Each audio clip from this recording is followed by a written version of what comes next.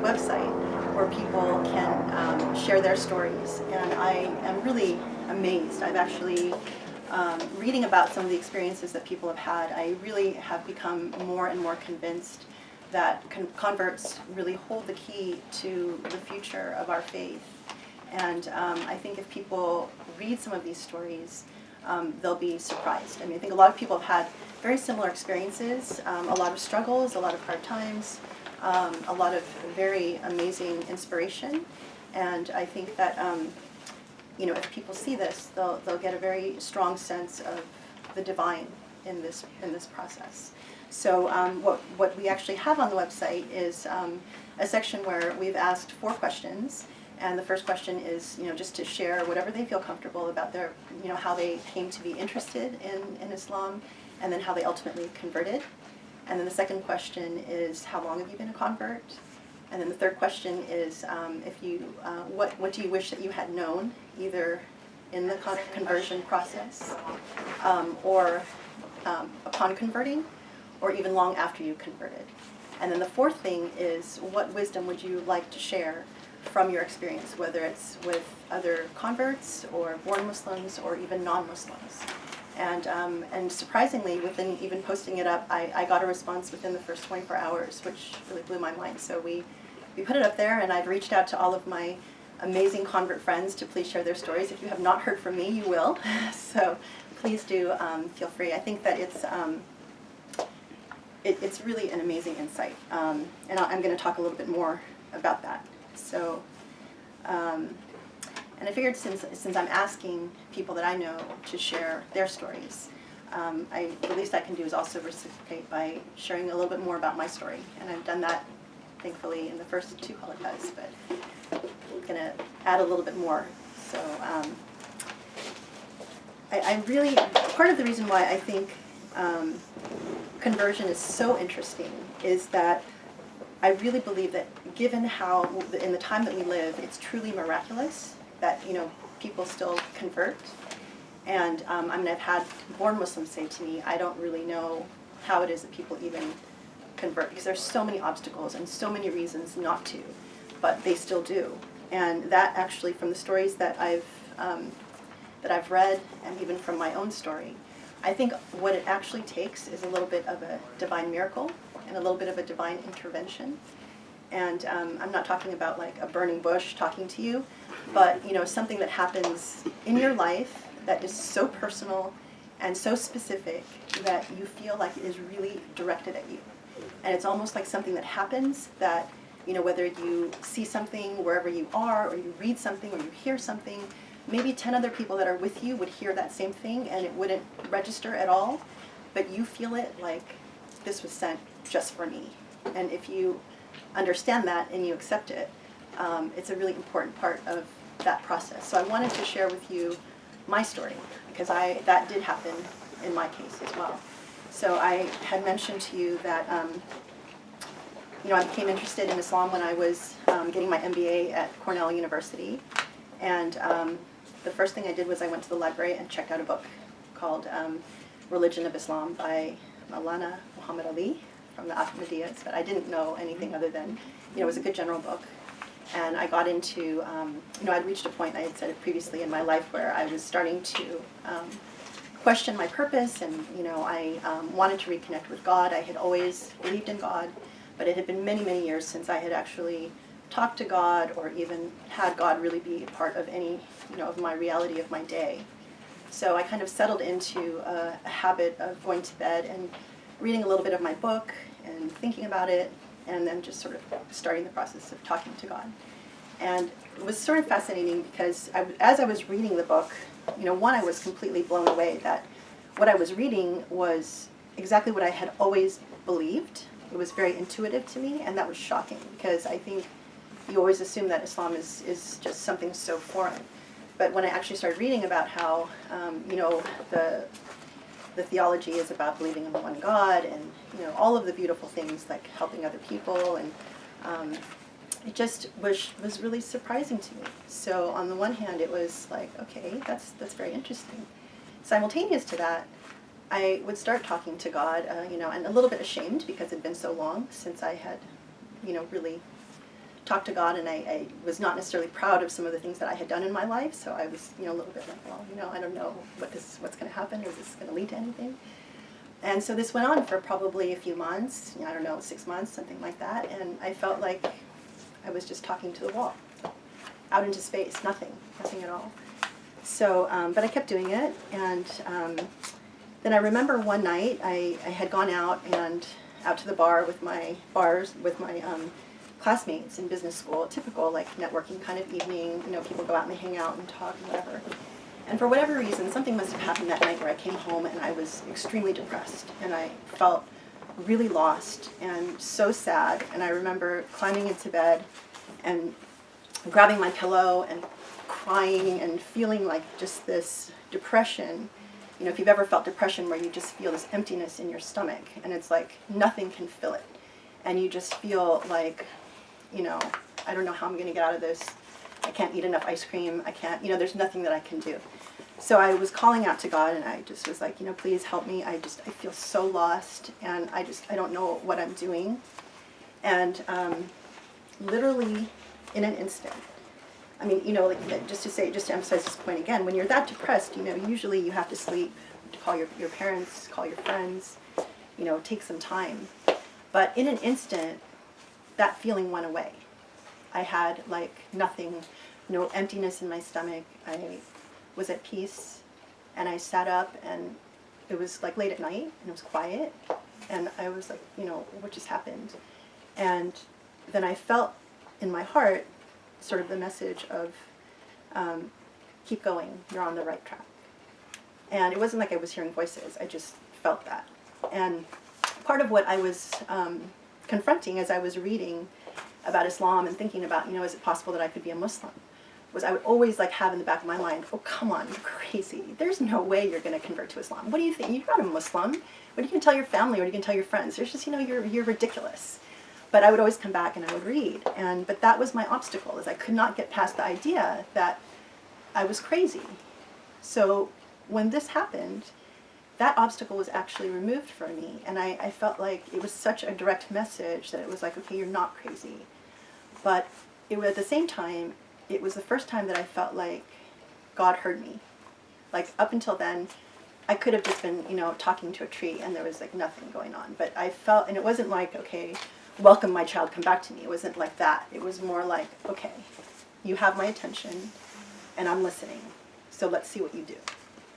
And that's the best way I can articulate it. It all was just what I felt in my heart, but it was an important moment, and I felt that it was like a divine, kick to just go, okay, you're on the right track, let's see what you do. So that was one story. Then jump ahead a year. I graduated now from business school. It's my second story. And I moved to Princeton, New Jersey. I was working, in brand management at Johnson & Johnson, very long days. I would pretty much just go to work and come home, go to bed, and get up and do the same thing again.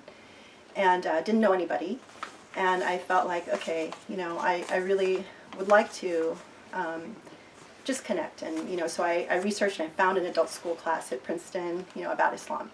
So it was like my one distraction. Like every Monday night I would go to this class, and it was about Islam, organized by someone in the community who would bring in different speakers, and every week you would go in and they would talk to you about some different aspect of Islam. And so interestingly, I never missed a class except one. And that one class, Dr. Abul-Fadl was the speaker.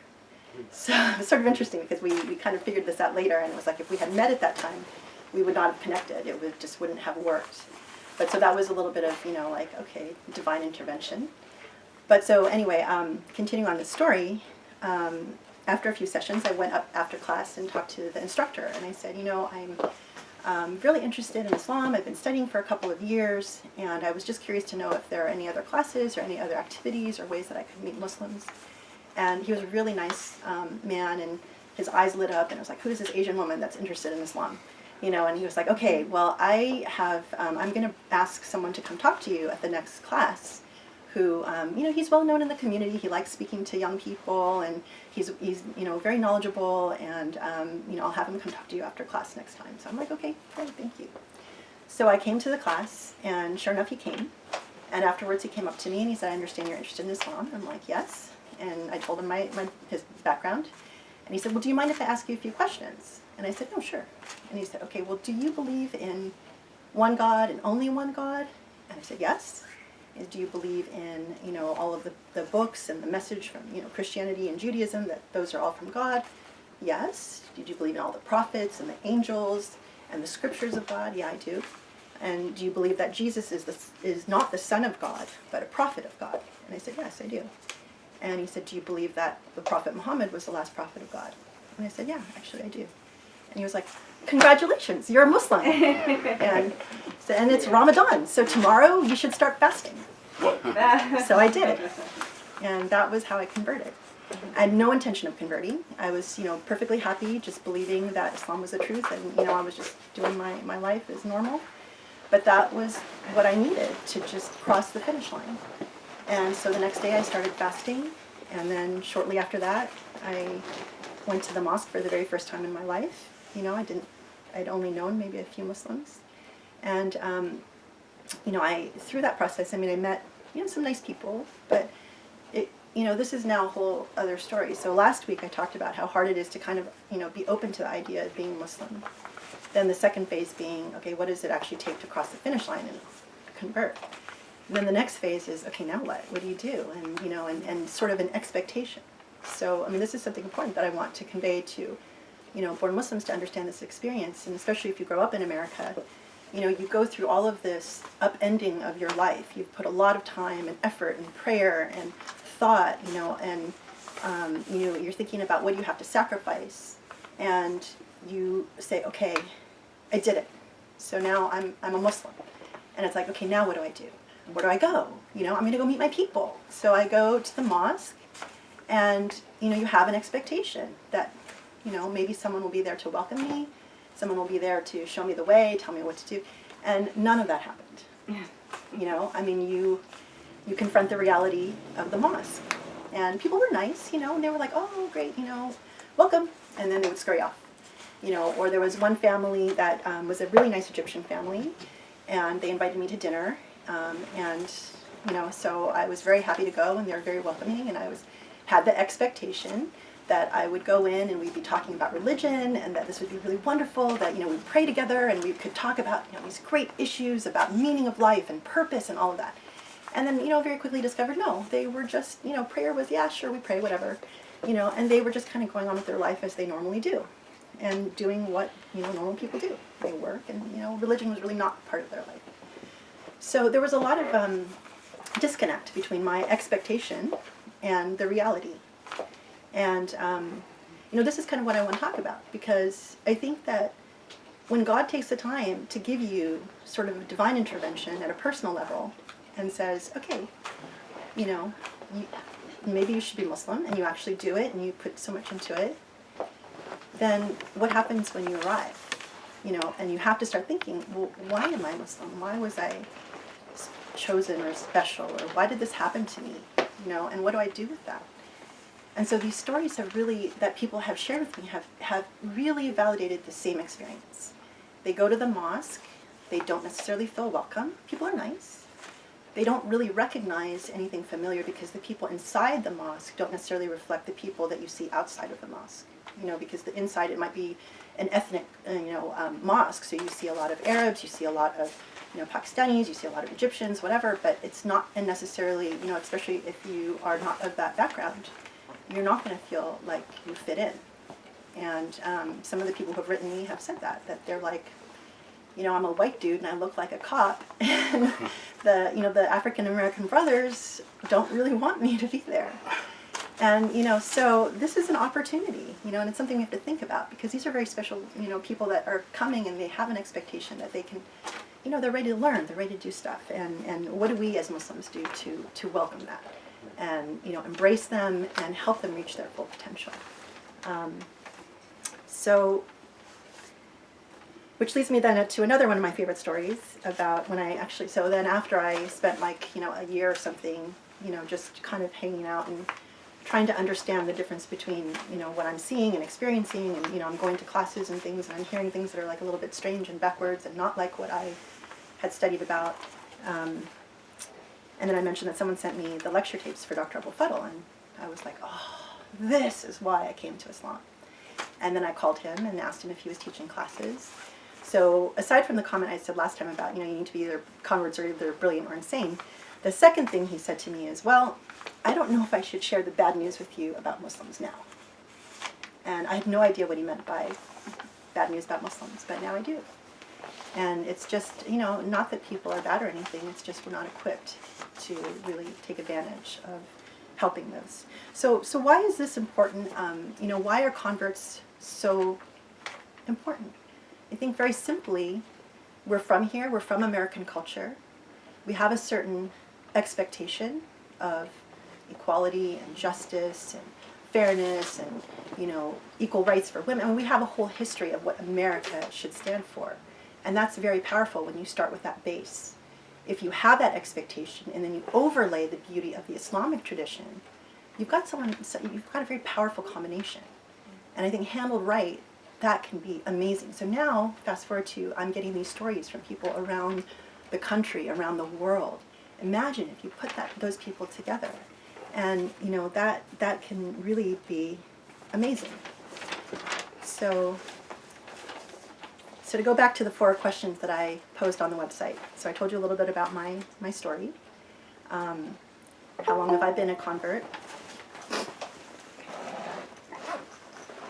So I converted March 1st, 1994. So I'm going to be coming up on my 24-year anniversary as a Muslim, and very proud of that. What do I wish I had known in the conversion process?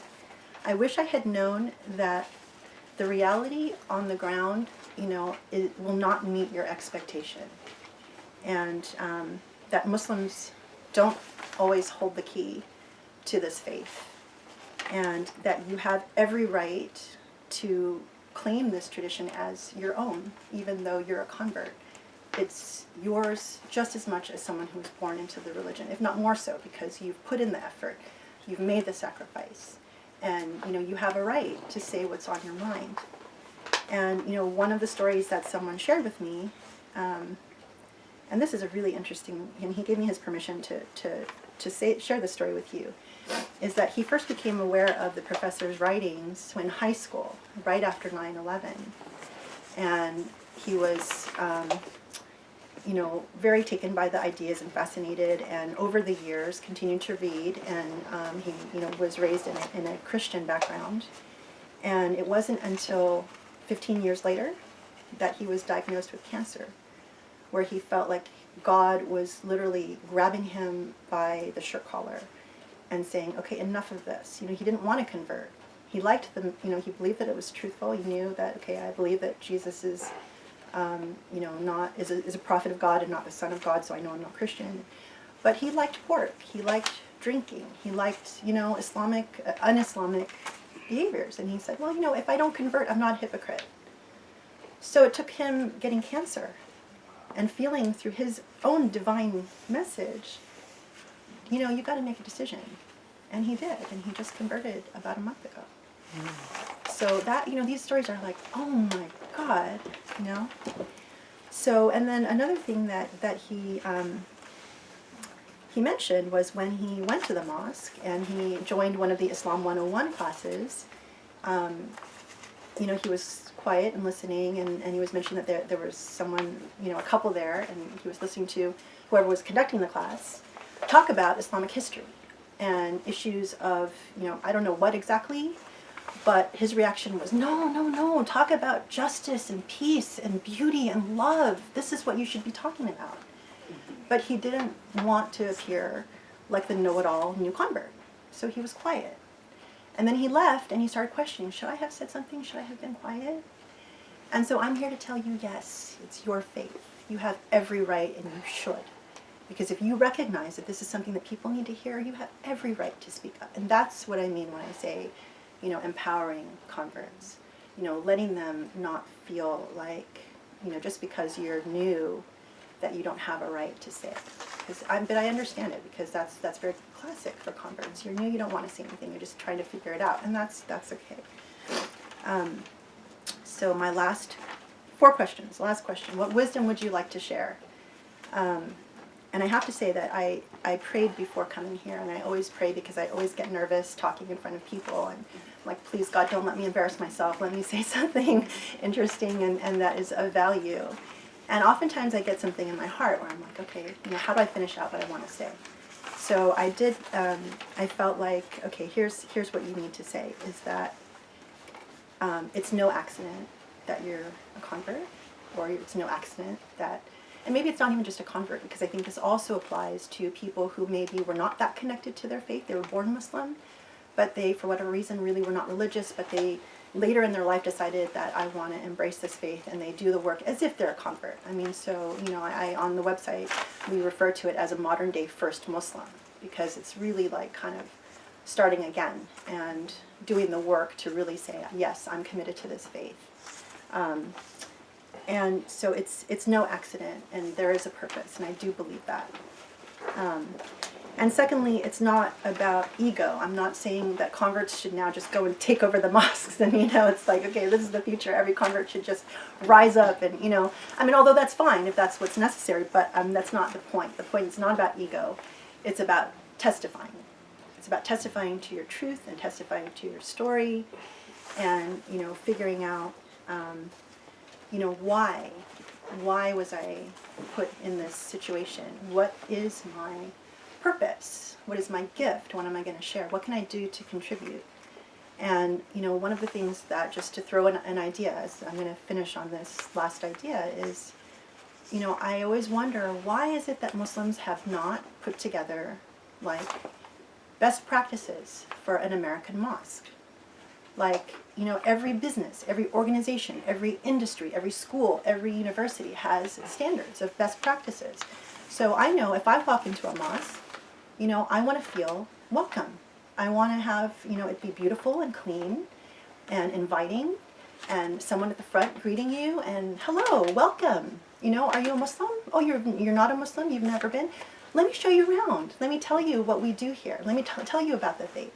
And just, if someone going through that process, it's like customer service, right? And it's like, what do you want people to feel?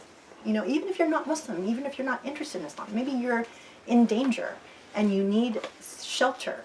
Maybe you're an addict and you just want someone to give you a purpose for living, that you should feel welcome in this space. We will help you. Even if you're not Muslim, we have no expectation of you becoming Muslim. We are here just to serve. That would be beautiful, and making that available to mosques around the country. So we have a standards committee or a checklist or whatever it is, the way we do it in business, the way we do it in schools. I mean, why can't we do that in mosques? And that's what I think converts can really also bring to, because they're coming at it, you come in and you want to be able to see everyone. It doesn't matter where you're from, it doesn't matter what skin color, what you look like. And I think that's the expectation that American values plus Islamic values can bring to the table. So, thank you.